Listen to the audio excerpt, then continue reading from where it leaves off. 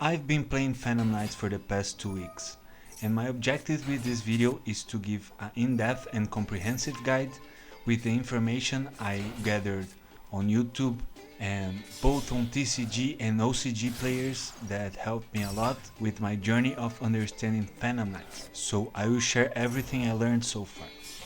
This is not exactly a play-by-play of the main combo, and if you're looking for that, I will leave the best one I found in the description down below.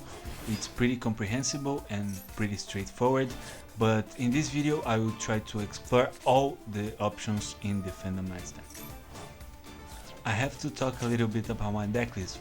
I chose not to run Max C because not every deck needs Max C, and this deck definitely doesn't need Max C. This deck relies a lot on sending monsters to the graveyard and recycling them by banishing them and bringing resources to your hand. Benefits way more from consistency. If you want to run Max C, it's fine, but I chose not to. And my exact deck list is not that big of a deal because what I will teach you is universal. So this is not a great starting hand, so it's a great starting point for us.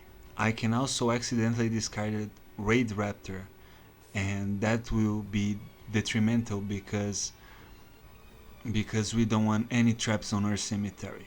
I will explain more about that later. But it's a playable hand, so let's start.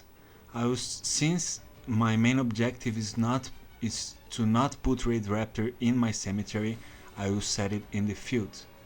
You shouldn't do that if you are planning to use any Burning Abyss cards, because they can't be summoned if you have a trap in the field. So first thing I will do is to summon a Phantom Knight, and Ragged Gloves will do. By doing that, I activate the ability of Silent Boots that can be summoned if there is a Phantom Knight in the field. So I will special summon him and start my combo from there. Now we have access to our extra deck, or we can summon Tsushikono. I will hold on to Tsushikono because I will need him later, and I don't want any monsters on my field. I will show you why. If I go to my extra deck, I can summon all of these cards, right? But my main interest right now is Cherubini. What Cherubini does is to send a card to the graveyard, and that's very important because, as I said it before, the deck hovers around recycling cards from the graveyard. So with Cherubini there, I will activate the effect and send, in this case I will send a Burning Abyss card. The Burning Abyss cards have the power to recycle themselves. If they are thrown to the graveyard, you can just summon another one from your deck, and that's what I will do, so it's free materials. And that allows me to summon again, and that this time I can tribute both of them and summon Rusty Bardish. And I will do exactly that. Rusty Bardish have a very important role in this combo. So if you have any protection cards in your deck like Wings, it's time to reserve them to use them, because if Rusty Bardish goes down, your combo is cut in half. Besides him being able to send a Phantom Knight to the graveyard, you can also get a trap, the trap you want, to your field, and that's very important for the main combo. So it's prompting me if I want to use the Melee Branch effect, I will use it. I can't bring back the Graph because he will instantly die because of his ability. Rusty Bardish is a Phantom Knight, is not a Burning Abyss, so he will just kill himself. But Cherubini on the other hand can be summoned, and I will do exactly that. And as you see, he doesn't die. Now, activating Rusty Bardish, I will be able to send anything I want to the graveyard. And my options are Ancient Cloak that can send a Phantom Knight to your hand, Silent Boots that can send a trap to your hand, Stained Greaves that can special summon from your hand and change the level of the monster if you want, and Torn Scales that has the ability of sending another thing to the cemetery if he's summoned, and when he is on the graveyard he can be special summoned when you remove a Phantom Knight from your graveyard. And in this moment we have 2 Phantom Knights that we can remove from your graveyard, so that's the clear choice.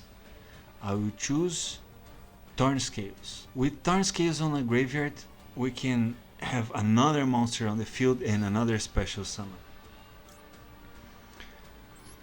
So for the trap we can go defensive with Fogblade, can nullify the attack and the activation of skill of the enemy monster. We can protect our monsters by using Phantom Knight's Wing that gives 500 attack and also prevents from destruction. Or we can go with Shade Brigandine, that's my choice, that can be special summoned to the field. Now, Shade Brigandine doesn't work if we have a trap in the graveyard, so that's why I put Raid Raptor in the field, because when I summon Tsushikono I don't want any trap on my graveyard. So now we can either put a trap on our hand or we can put another monster or a trap in the cemetery. I will leave Ragged Gloves as the Joker. If you are fighting a deck that you are positive that has some kind of hand trap that destroys your monster, you need to do this step before. You need to do this step in order to protect your Rusty Bardish. Your Rusty Bardish is the most important step in the main combo. The selection of the time you will activate your graveyard is also important. In this case I'm fighting the CPU, so it doesn't matter that much. And now I will activate Torn Scales ability and summon. Since I remove a card from the graveyard, I can summon him to the field, and I will do exactly that. Now I can activate Torn Scales ability and do another play that is very interesting. Since I don't need to protect my cards, I will send the trap I bought to the graveyard, and I will send Ancient Cloak to the graveyard because I want a monster in my hand. So if I click on activate effect, I have 3 monsters I can activate. I will remove my trap from the graveyard, and I will special summon Ragged Gloves to my field. So I have an extra monster on my field, and I have no traps on the graveyard, so I can activate Shade Brigandine. Now, besides that, I can remove from play Ancient Cloak and draw a card from my Final Knight from my deck, and I will do exactly that. And in this case I will choose Stained Greaves. What Stained Greaves do is to special summon itself when you summon another monster, and you can choose to change its level as you wish. I save Shade Brigandine summon exactly to this point because you need to special summon a Phantom Knight to the field, and Shade Brigandine is exactly that. You can also use Torn Scales or whatever depending on the stage you are in your combo, but Shade Brigandine will do. Now I will summon it to my field, and it will ask if I want to change the level of the monster, and I will press yes. You don't need to, but I chose to. Now we have access to anything we want from our extra deck. My options are: I can summon Levier and bring back monsters that I banished, or I can bring out Breaksword and pop monsters from the other side of the field, especially in this position right here where Ragged Gloves is, or where Cherubini is. If I put a Dark XYZ in one of those positions, I can destroy a monster on the other side of the field, besides the effect of the monster itself, that in this case it will destroy a monster if I detach a card. That's it for the 3 stars. I will choose number 75 because I'm doing the full combo right now, and I will leave that Cherubini spot open. The important thing about 75 is that you can prevent destruction of any of your monster if you detach the 2 materials that are in it, and he can attach himself to another numbered monster, and that monster will be number 86, Rongo Bongo. For the 4 stars, you can also bring out Raider's Knight, and you can put a 3000 attack monster on your field, that being the Raid Raptor. But that's not beneficial most of the time, so I will bring out Rongo Bongo. Using both of those cards as material. And I can put him either on Rusty Bardish spot and pop a card, like will prompt for me now, but I won't. And now I can activate and attach, and the opponent can do anything. In this case, number 86 is broken. I can destroy all cards of the opponent, he can't normal or special summon, it's unaffected by other cards, and etc, etc. Now, as you can see, I depleted all my options on the extra deck, and I summoned everything I could, and the opponent is locked. This is the main lock for this deck, and it's the best play for the first turn if you can do it all the way. I can summon Danger to Shikono and use Cherubini to summon something like Unicorn and return a monster to the opponent's deck, but since I don't have that here, I will just end my turn, and the opponent only has the option to set and pass. And since this is a bot, it won't matter that much. Now every turn I need to detach. In this case, my best option is to detach Ragged Gloves, because Ragged Gloves can call anyone to the graveyard.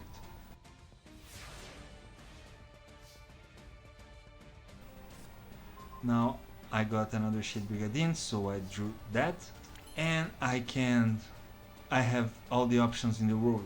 I can activate Cherubini in the second turn and bring out Ancient Cloak again.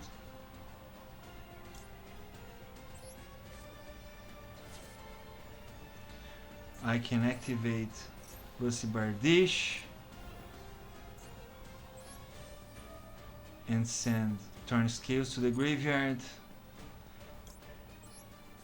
and a negate to the field. I can activate the effect of Ancient Cloak and draw a Phantom Knight, and in this case I will choose Silent Boots, and I will be able to summon Torn Scales because of that effect I explained earlier. Besides that, now I can summon Silent Boots again to the field. As you guys can see, this is a deck that has a lot of options, like a lot of options.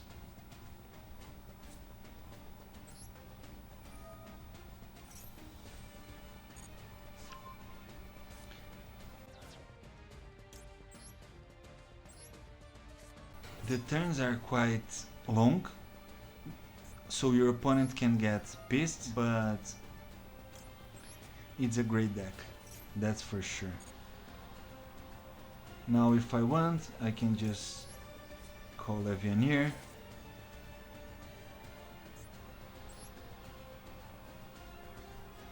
And now in the second turn I have infinite resources. Levianeer, as I explained earlier, can detach and summon directly from the ban pile.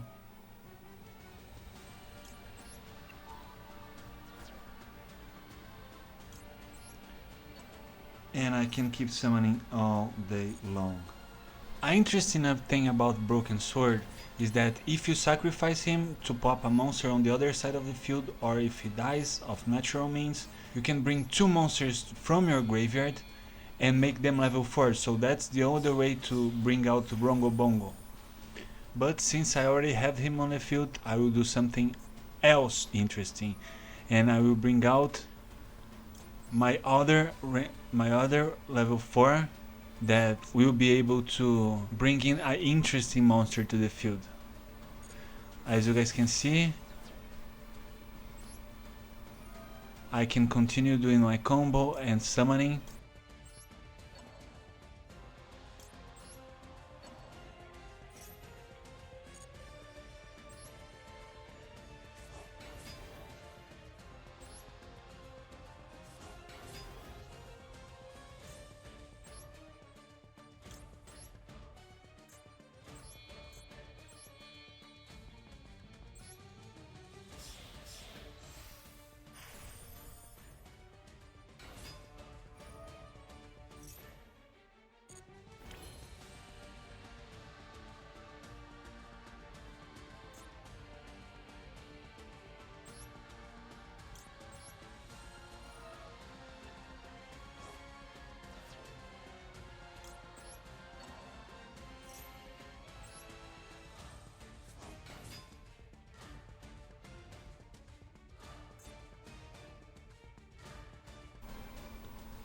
Using this effect of Raider, I can summon a Dragon XYZ. I will choose Rebellion Dragon, and this card is insane for finishers.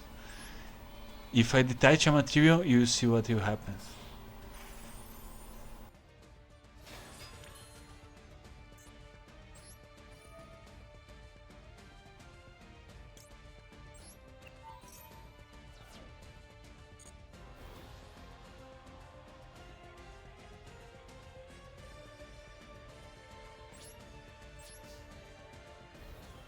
And yeah, this deck is crazy. The opponent still can't do anything. I have a 10,000 monster on the field.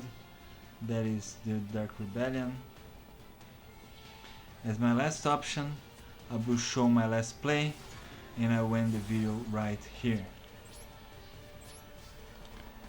If I destroy a monster with a XYZ monster, something really neat happens, and I can summon Zeus, the god of thunder himself. And Zeus is actually the wild card that I will summon to destroy everything, including my monsters. So bye bye, fellow friends that accompanied me through all this journey, and I will leave you guys at that. While all my cards go away, leave a comment and let me know what you think of the video. I see you guys next time. Later, man.